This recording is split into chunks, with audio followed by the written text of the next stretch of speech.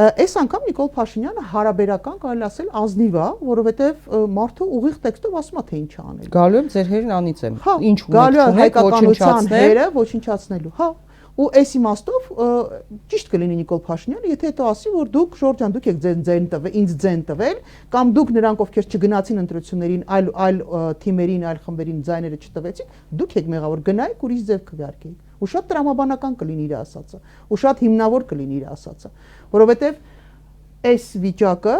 կանխել կարելի է մի ձևով, որովհետև սա մարդկանց շանտաժ անելու, սա սպառնալիք է, որը հնչում է այսպես մեծ եւ այսպես ոչ այդքան հաճելի դեմքերով։ Սրանից ուղիղ սպառնալիք սեփական, սեփական ժողովուրդը ինձ մի քանի անգամ տենց ուղղել են, ասել են, այս մարդը ժողովրդի հետ կապ չունի, ես ընդունում եմ։ Հայ ժողովրդի նկատմամբ այսպիսի սպառնալից տոնով կարող է խոսի միայն թշնամին։ Ինչ է նշանակում, ես ոչ Նիկոլ Փաշինյանը չլինի, այս երկիրը չի լինի։ Այս երկիրը եղել է միջև Հայաստանը, հայությունը եղել է